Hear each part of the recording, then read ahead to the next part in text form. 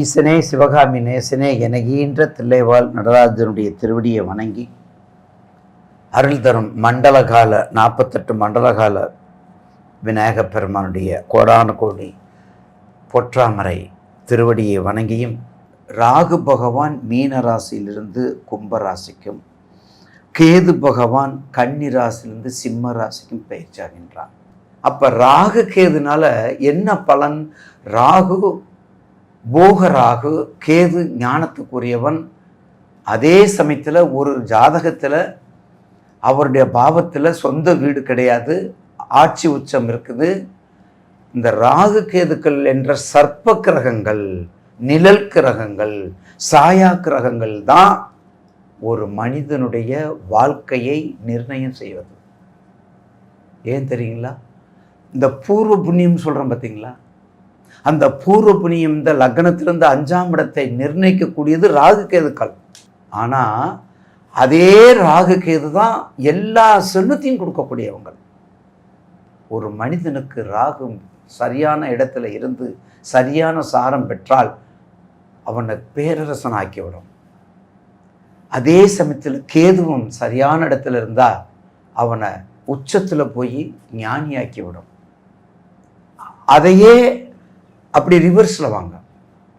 அந்த ராகு மோசமான இடத்துல இருந்து நீச்சம் பெற்ற ராகு நீச்சத்தில் இருந்தா, உதாரணத்துக்கு ராகு ரிஷபத்தில் நீச்சம், ரோகிணி சாரமாக இருக்குன்னு வைங்க, தலைகீழ ஆக்கிறோம்.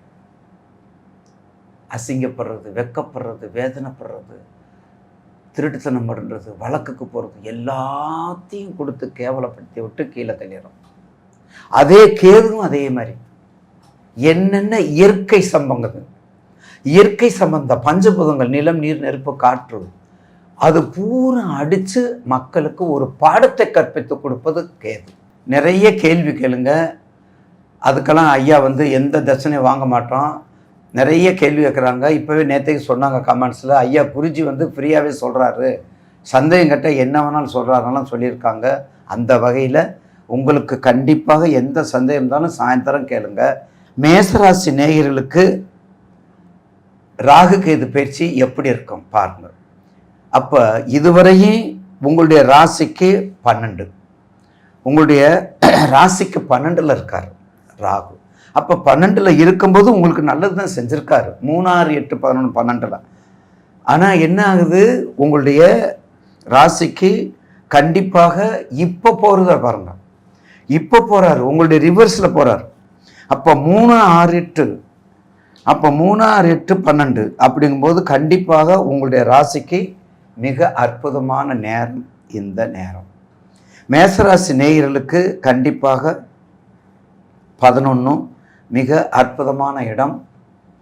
இதுவரையும் இருந்ததை விட இப்போ உங்களுக்கு பொறியியல் துறை,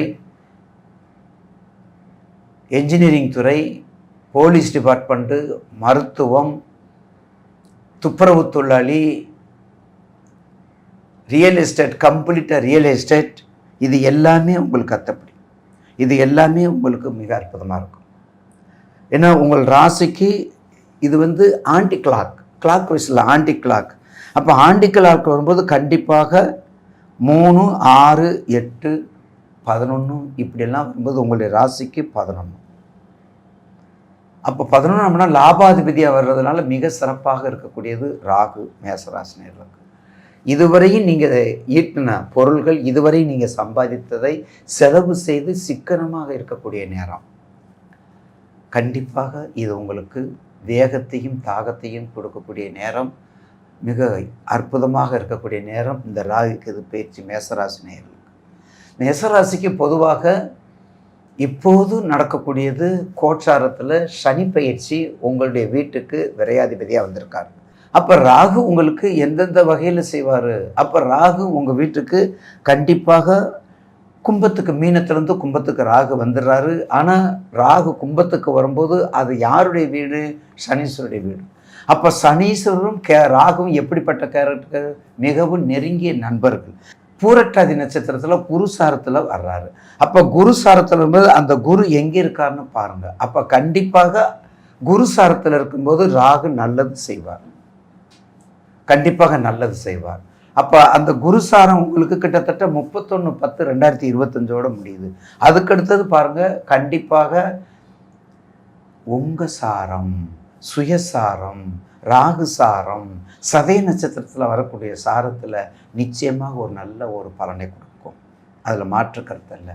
அதுக்கு அடுத்தது போல் செவ்வாய் அவிட்ட நட்சத்திரத்தில், அவிட்ட நட்சத்திரத்தில் வர்றாரு 10/7 12/11 வரைக்கும் அவிட்ட நட்சத்திரம்.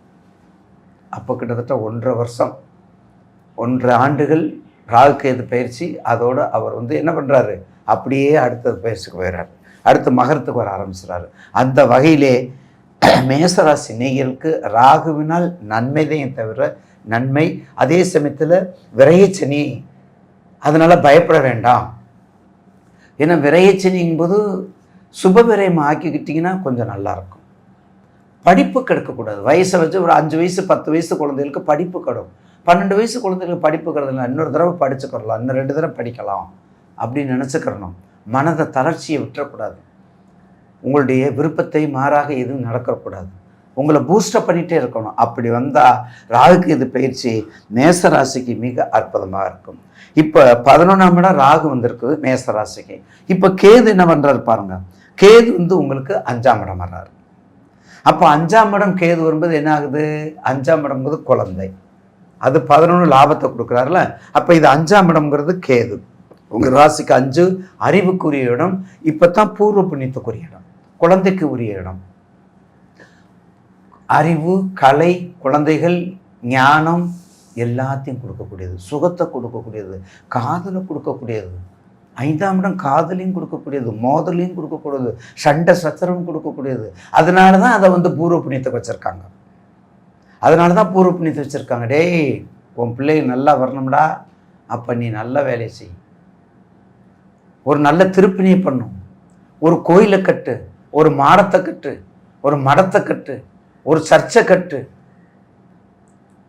இந்த மாதிரி பண்ணால் உன் குழந்தைகள் நல்லா இருக்கும். அவங்க தாத்தா அப்படி செஞ்சாரியா, அவங்க அப்பா அப்படி செஞ்சாரியா, அதான் அவங்க பிள்ளைகள் நல்லா இருக்குது. கிராமத்தில் சொல்கிறோம், இப்போ எல்லாத்துலேயும் சொல்கிறோம். அப்போ கேது 5ல் இருக்கும்போது படிப்பு தடைபடும். முதல் சுற்றாக இருந்தால் படிப்பு தடைபடும். இதெல்லாம் பார்த்து கவனமாக கேதுக்கு வேண்டிய ஒரு, அப்போ ராகு கேது உங்களுக்கு சரியாக போயிடுச்சு மேசராசிக்கு.